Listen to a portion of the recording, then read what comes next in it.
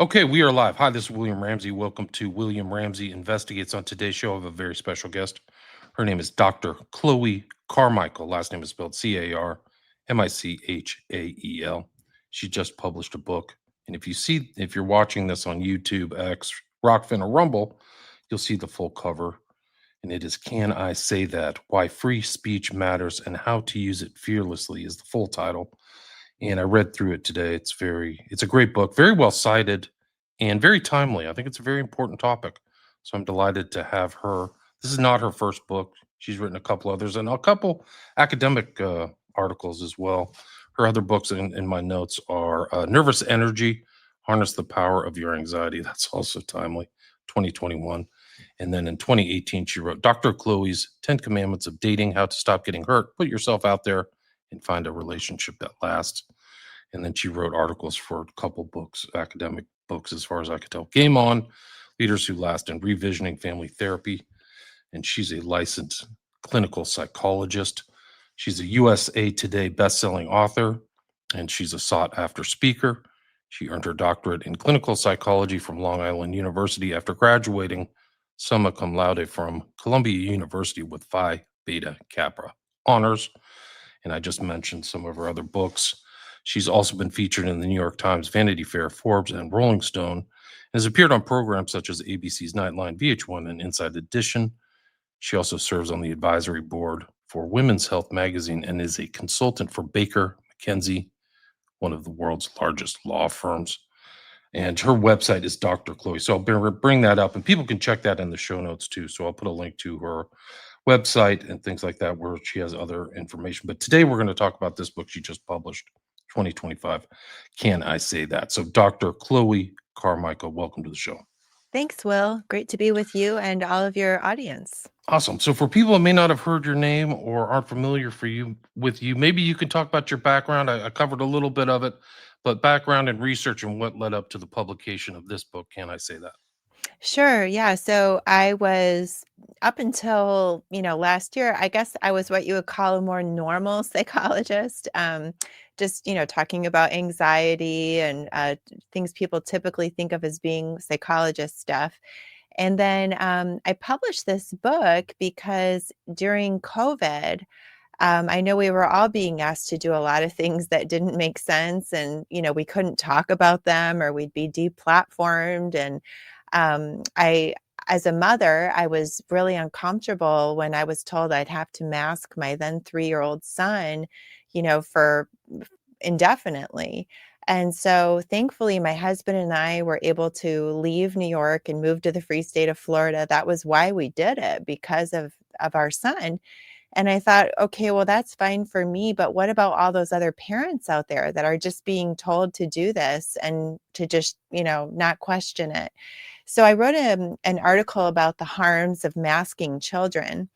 And after I shared that article, which I was scared to do because I knew it was going to maybe burn media bridges with, the big enjoyable media that I had been enjoying. But I felt I had to do it, like, staying silent about potentially little kids being harmed. It was like a red line. So once I did that, I noticed that it was leading to conversations that were stimulating, cognitively stimulating. It was emotionally regulating for me to start saying what I really thought. And I realized I'd been doing what psychologists call self-censorship about a lot of things, the trans stuff, like all kinds of stuff. I had just been staying silent. And through finding my own voice, I realized, speaking up and telling the truth is good for you. It was helping me cognitively and emotionally, and my social relationships were more authentic. And I thought, maybe I need to learn more about this and share and talk more about this. So that's what led to my new book. The new book, Can I Say That? It's such an issue. Like, we are all self-censorship. There's a fact right at the beginning of your book, which was shocking to me how many people did this.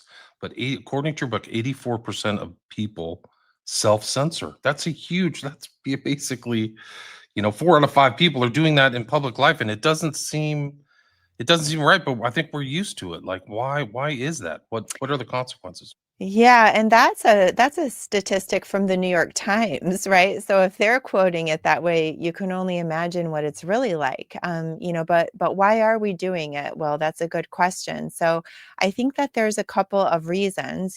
One is many of us, including me until somewhat recently, really didn't understand that there was a harm in stifling ourselves, and we knew that there was a risk in sticking our neck out and speaking up. So many of us might have just said, well, I'll just, keep it to myself or people I trust or whatever. And we didn't see the harm in that.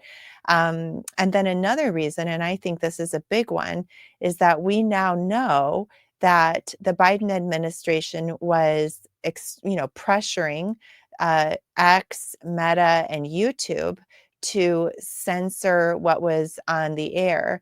And what that did is that manipulated our sense of social consensus. So human beings were tribal animals. We are trained to read the room. And if I had some personal belief that little green men were talking to me, I'd probably keep it to myself because I might realize that's kind of weird and that could get me, ostracized from the group.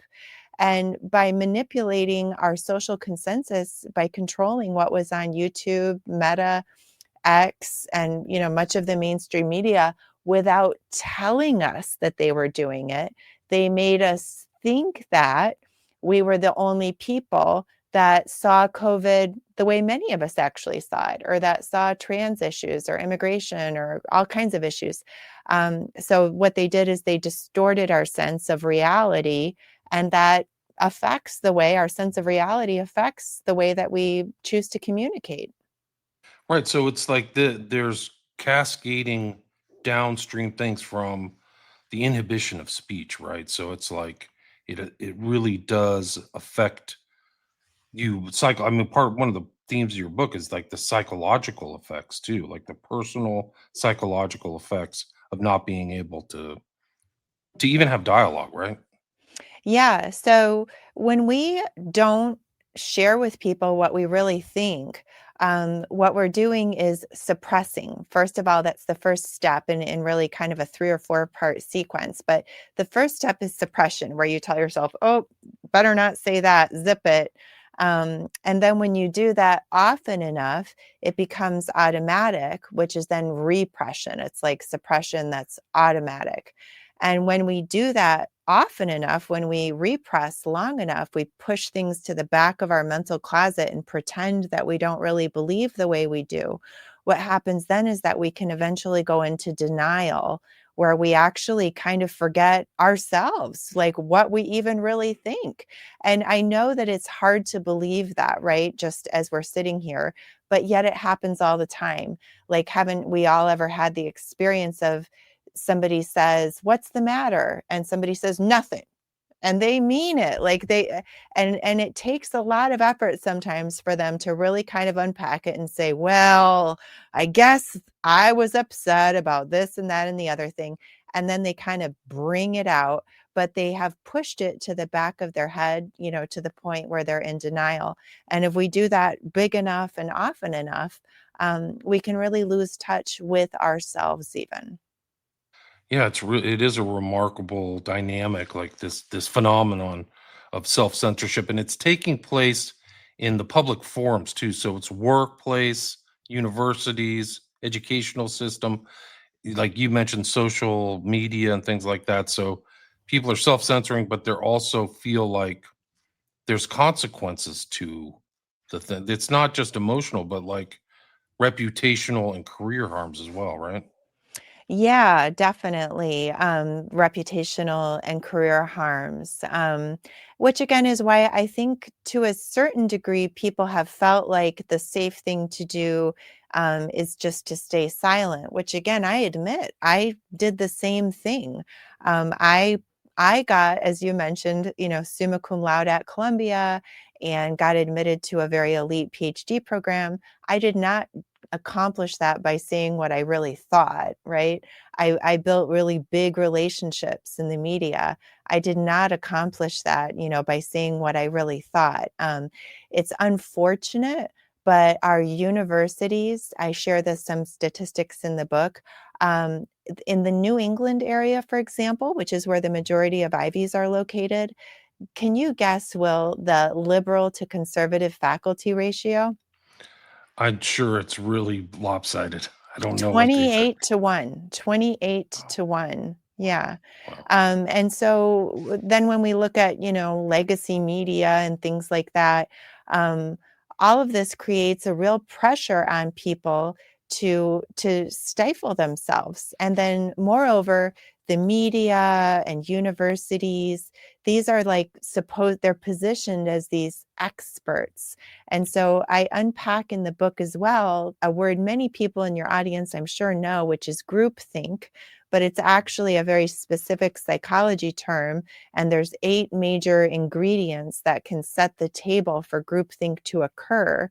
And one of those ingredients is the presence of what's called self-appointed mind guards, right?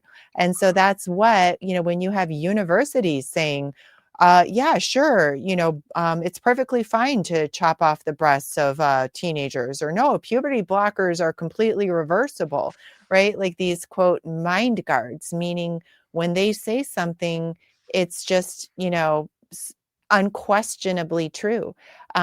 So universities and media, they function that way, and they can create this environment of groupthink. And another one of the ingredients for groupthink is what's called the illusion of unanimity, which is, again, what we were talking about with social media, when the Biden administration was essentially removing anything but a certain unanimous opinion. So there was this incredible, perfect, terrible storm that was set, and I think it really messed with our social awareness. I think you're right. It reminds me of the Ash experiment. That's the one where the guy walks into a room and everybody says the line is one size, with, I think, kind of like a scientist in a white coat, so an authority figure, and almost everybody says, "Yeah, whatever you say." They're all the same, and so that groupthink enhances itself. So they, Yeah. yeah. So the Ash experiment I discuss in the book, and what they call that is normative social pressure. So in the Ash experiment, participants afterwards, they would always just say like, "Oh yeah, you know what? I knew that line wasn't really longer. I was just saying that." Like they were conscious of it. And what the Ash experiment then led to, the next one, was Festinger's experiment that established cognitive dissonance, which is one of these things that is so misunderstood by people. But what it is it's when we adjust our thoughts to accommodate our behavior. So basically what Festinger did is he got 2 sets of participants to lie, and one set he got them to lie um, by convincing them that it would be the nice thing to do. And another set of participants, he got them to lie by paying them a significant sum of money. The ones that received the significant sum of money, they were able to remain conscious of what the real truth was. They knew exactly why they were lying. Those that he got to lie because it would be the nice thing to do, they actually changed their thoughts and beliefs to accommodate their behavior of lying. So the Ash experiment led to the cognitive dissonance experiment. And all of these things add up to the idea that if we lie to people enough to be politically correct, or because we think it will give us some kind of advancement here or there, eventually it tinkers with your own actual sense of your beliefs. You start to take it on yourself. I never heard of that. Fenster, you said Fensterberg. What was the sign? Festinger. Festinger. I've never heard of that. So was that in the same time as Milgram and Ash as Festinger? Festinger's experiment? Festinger came later. So Later, this okay. this is all in the book. But yeah, the Ash experiment, I kind of stack it up that the Ash experiment led to the cognitive dissonance. So the Ash experiment is where maybe you're telling a lie, but you know you're telling a lie and it's not really messing with your reality. Right, But right. when you start telling lies often enough and for reasons that get a little fuzzy in your head, it starts messing with your actual sense of reality. And Wow. then we have groupthink, which is like a bigger mass, scale sense of that. Wow, that's amazing. I'll have to look into that. I've never heard of that before. It kind of ties in with something you said earlier in the book, which is some people will go into this um, curtailment of free speech just to continue the process. I think you mentioned something like they will continue, they will self-perpetuate to not be accused of being like, a wrong thinker. So they actually join in. It's almost like something like the Stanford prison experiment, or it's one of these experiments where you just adopt these behaviors so that you're not the actual scapegoat. Does that make sense? Yeah, totally. It can be a defensive behavior, right? I mean, when you see what's happening to other people who stick their neck out, and then, you say, well, gee, I don't want that to happen to me. And people can get really skittish about that. And then the more people that do silence, which by the way, that's another one of the ingredients of groupthink is direct pressure upon dissenters. And I unpack all of those in the book as well, which is, it's like, hello, cancel culture. But yeah, so when we're afraid of sticking our neck out there, then we can just stay silent, which is part of the reason I wrote this book, because I want people to realize that there is actually also a cost to stifling yourself. It's not just a, easy way out like it might seem at first. Right. It's the interior like effects on your personality and what you really think. Like you said, like how many of these people have allowed their personalities and outlooks to be morphed by censorship or whatever just to get by or adapt. It's really pretty sinister. It's almost like some kind of Orwellian effect or something like that. But it goes back to how important it is, why free speech really matters, right? Like all these things, the processes that are being stifled are essential to us to really self actualize. Would you agree with that? Yeah, yeah, definitely. I mean, speech is one of our most profound capacities as human beings. It's, when we have unique regions of our brain that are specifically devoted to the comprehension of language and to the production of language. The psycholinguist Steven Pinker has said that humans need to talk the way that spiders need to spin webs. Like it's just literally in our DNA. And so when we start interfering with that, it would be, to me, almost like if removed a couple of somebody's fingers or something. Like that's why we say it's a God-given right. And interestingly, the root of the word psychology goes back to the Greek word for psyche, which means spirit. And so it really is freedom of speech has a psychological value and it is a God-given right. Right. So they have that. And it's a God given right. And it has psychological and emotional, like you have a full chapter on the emotional gifts of language. So it's like, it's very, like you talk about the epidemic of loneliness. This kind of self censorship is a factor in that. Would you agree with that? Yeah, definitely, definitely. So emotion, is we emotionally regulate through speech, and this is neurologically measurable. So the amygdala, for example, is the part of the brain that gets active during times of fear. And when we name our emotions, the amygdala starts to settle down. When we express ourselves authentically and have a good heart to heart with somebody, our cortisol levels drop. Human beings are social animals. And one of the ways that, we form bonds or get help from our support network or engage in problem solving or feel safe is through language, through communication. We experience what's called neural coupling, Will. So you and I, as we have a conversation, if we're really talking to each other honestly and truly listening to each other, studies have been done on this too. Like if somebody's pretending to listen, it doesn't work. But if we're truly listening to each other when we talk, we actually experience what's called neural coupling, where our brain kind of starts exhibiting the same patterns. Interesting. It's really important. So all these things, these bonding elements, the social support, are all parts of having open dialogue. I mean, it goes all the way back to classical Greece or something like that. Like these are things like I almost never hear the word dialogue anymore. It's people shouting, or they exhibit kind of like a, it's something like, I don't know, like something out of like a struggle session or something, because they are the hit you write about the hidden dangers, and we may not be fully cognizant in the front of our brain about the dangers of self-censorship, but there really are serious dangers, and they're exhibited in our kind of day-to-day life these days in 2025. Would you agree with that? Yeah, definitely. I mean, it's a very anxiety provoking way. And I know this because I lived it, right?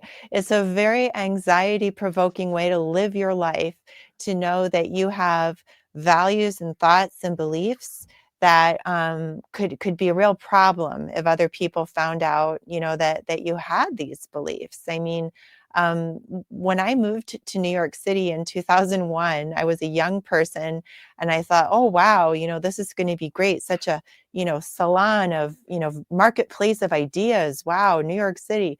What a cold and rude awakening, that I experienced when I discovered, no, actually here, you pretty much have to parrot whatever the current Democrat talking points are, or else you'll be excluded, from the Arts and Culture Society, or from the Media Society, or from the Academic Society. And these were all areas that I wanted to be included in. And as a very young person, just in my early 20s, I just started zipping it. I just started laughing at jokes I didn't think were funny because I didn't want to be outed. And I just went along that way for quite a long time until that last straw situation came up of masking children.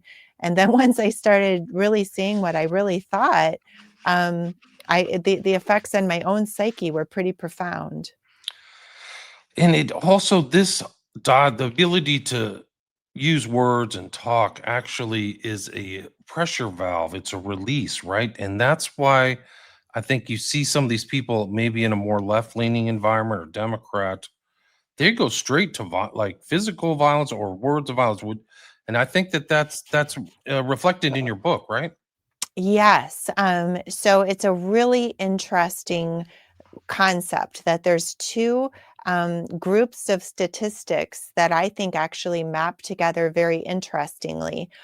So one of them is, and I call this the 5Ds in the book, which is that people who identify as liberal are statistically more likely by their own self-report to defriend, and this is over political differences, to defriend on Facebook, to distance or drop contact in real life, to disinvite a speaker, or to decline to date across the aisle. And they are also, the same group of people are 2 to 8 times more likely to endorse political violence. And I don't think anyone else yet is really putting these two things together, but I think it's a really, frankly, obvious connection.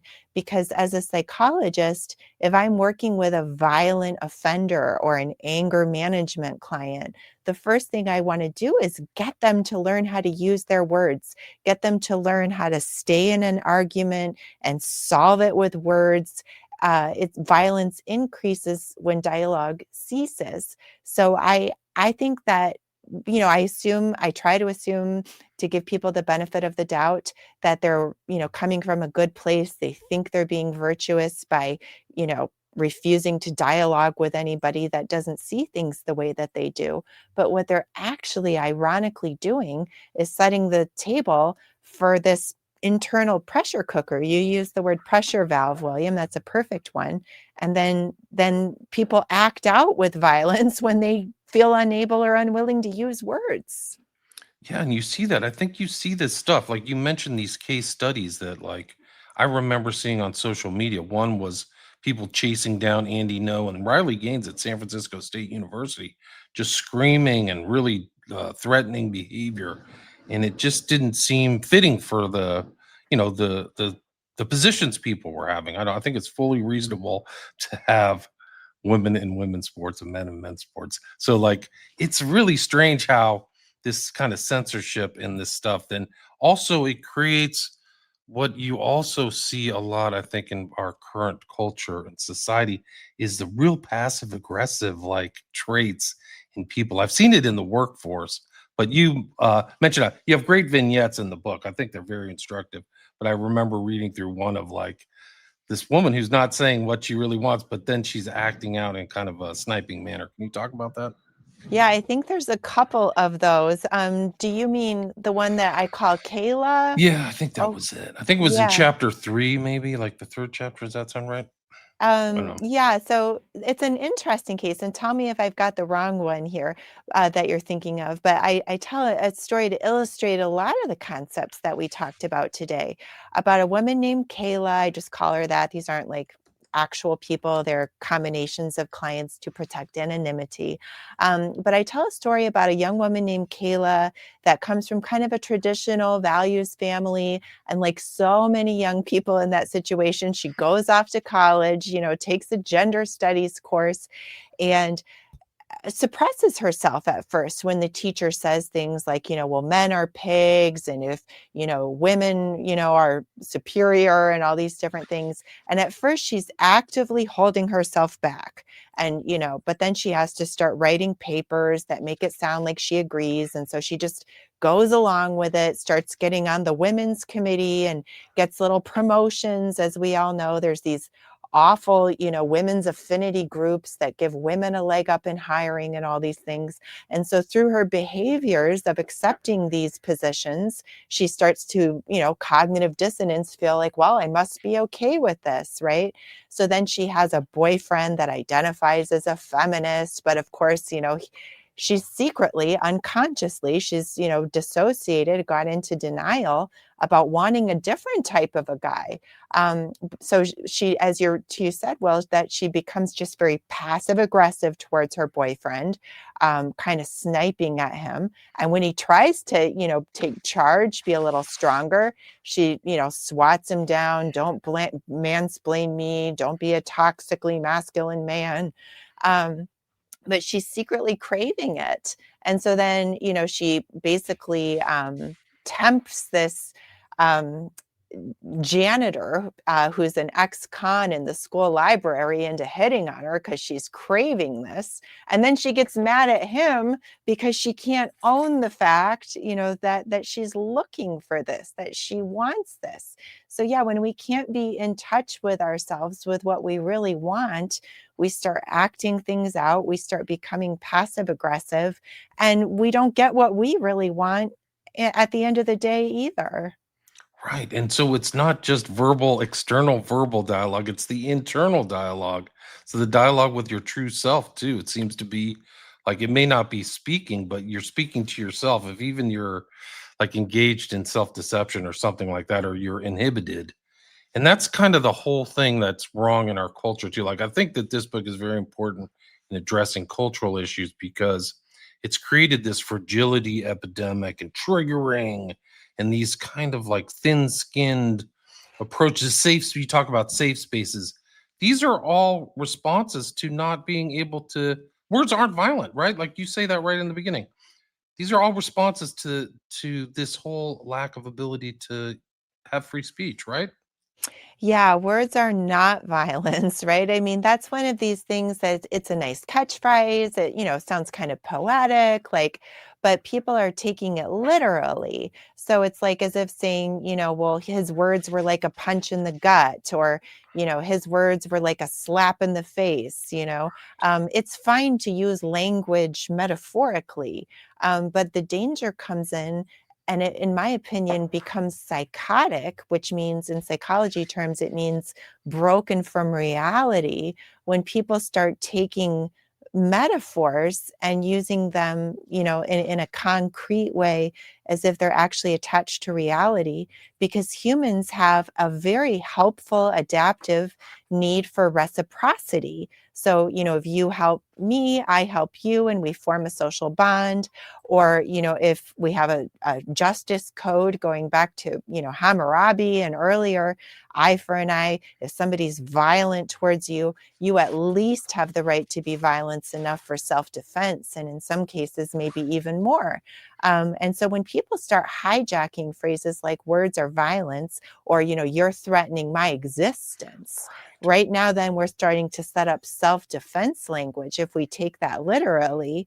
And sure enough, then we wind up with, Tyler Robinson allegedly shooting Charlie Kirk. Interestingly, the first trans question that was asked to him is when Tyler Robinson allegedly fired. And, you're threatening my existence is one of those phrases that people love to use in the trans movement. And they frankly can be, I think, very violent.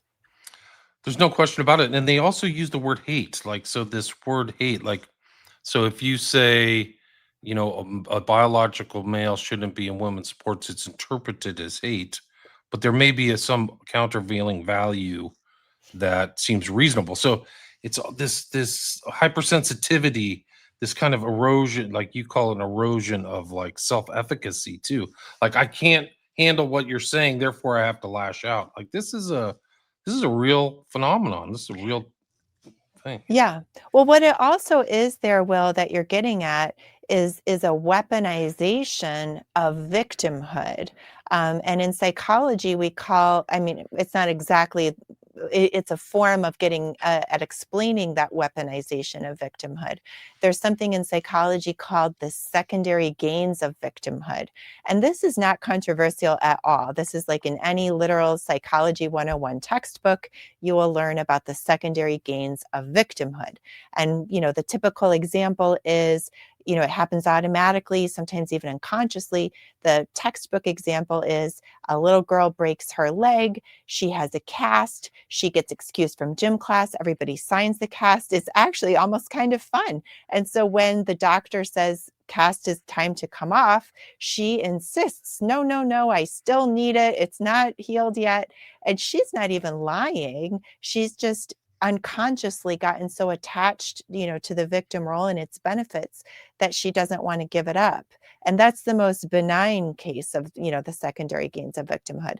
People can also be very conscious of those gains. And like you said, then they can then say, well, I don't like what you're saying. I don't want to engage with you on the merits. But if I say that you are being hateful, then I am a victim. And therefore, you now have to stop talking. I can weaponize my victimhood. Ironically, the biggest bullies, I think, are usually the people that are calling someone else a bully as a strategy to silence them. To me, like, that's the real bullying. Good point. So it's like the victim is the bully. Like, that's the whole thing. Like, I'm a victim. Truth Seeker's asking, I'm a few minutes behind, but I'd love to hear her take on the difference between free speech and threatening speech, or maybe hate speech could be synonymous with that.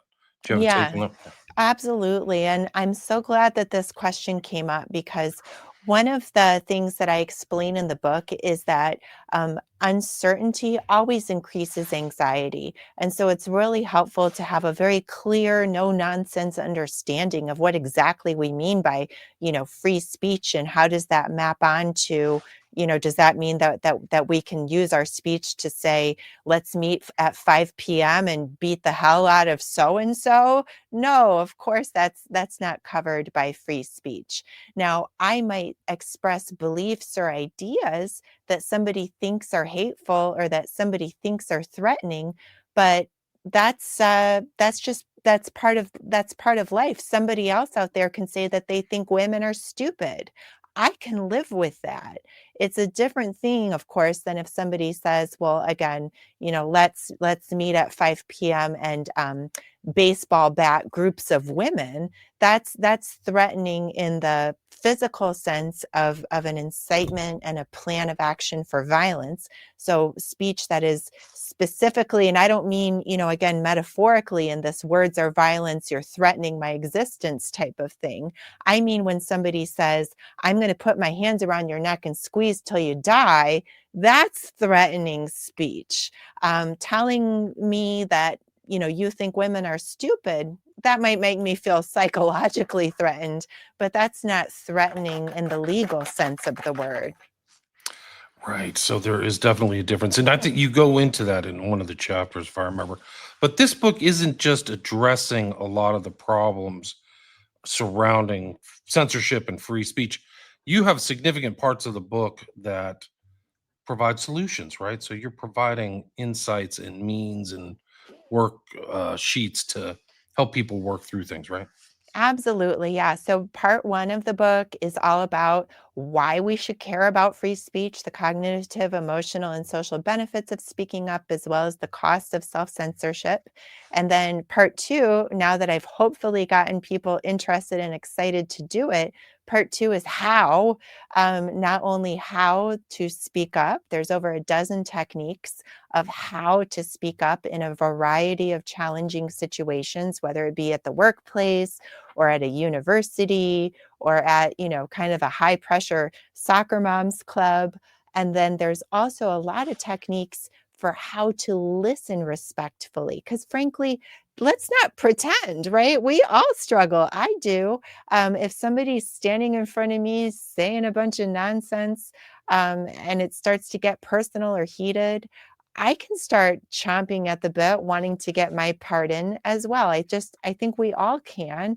Um, so to have good, true dialogue, if we want people to listen to us, we also have to be willing to listen to them too. So the book has techniques for both. Right. So people can check it out. It's not just you're addressing the problem with, but you also have solutions to it. And that, I think there's a comment here. Is that why Ray's asking? Is that the psychology in why so many people are masking up? I don't know. Maybe that's because of like they're just compliant to the thing. Maybe masking actually has kind of a free speech aspect because you have a mask on. Maybe it's imposing like censorship, self censorship. I don't know. Do you have any comments on the Ray's comment? Yeah, I mean, that's I would attach that to groupthink. I think in the comments that Ray's comment might have come in close to some people talking about groupthink. And I would definitely put the whole, masking thing in as a part of groupthink personally. I agree. And that's what Daddy says too. Groupthink is ubiquitous in corporate America. I think you have to engage in groupthink to survive in corporate America. I think that's an essential trait, honestly. And then Discerning says, important timing for this book. Very true. This is a very timely, very important book. People check that out. People check it out. We are at the 37-minute mark.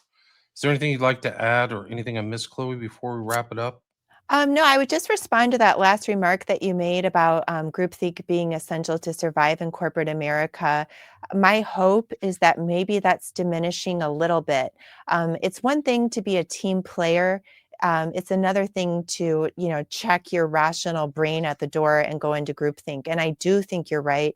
It's been essential, unfortunately, but I'm happy to say that I've been invited to speak about this topic at places like Columbia University, as well as big law firms, places that I thought would tear up my number when I put this book out, but they've invited me to speak. And so I'm hopeful that maybe the tide is turning a little bit. That's great. And that's another thing. So you're not just an author as well. You are a public speaker. So people can go check out your website, which is at drchloe.com, and check out your materials, what shows you've been on, your speaking, your press. You're also a coach. I don't know if you're still in a private therapy. Are you still functioning as a therapist?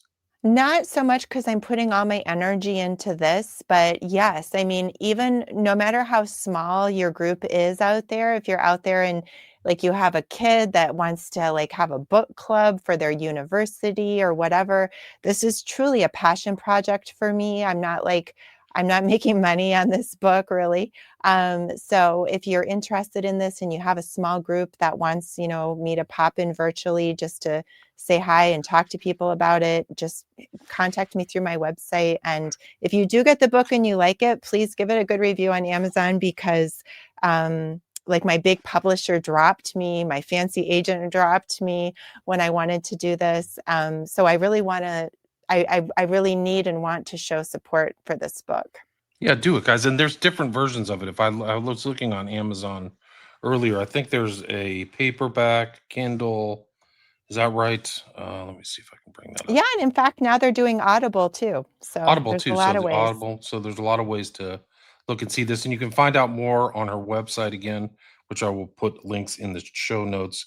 And it's Dr. Chloe. And great job and congrats on the book. Let me bring up Thank the you. title again. And let's see if I got any more comments. There's thanks, William. Click Truth Seeker. Everybody says thanks. Thanks, everybody, for listening. Really appreciate it. And again, the full title of the book, you can get it on Amazon or go to her website, is Can I Say That? Why Free Speech Matters and How to Use It Fearlessly. And the guest again is Dr. Chloe Carmichael. Thanks so much for your time. Thanks, Will. Much appreciated. Take Cool. care, everybody. You too. Stay there. Stay there. That was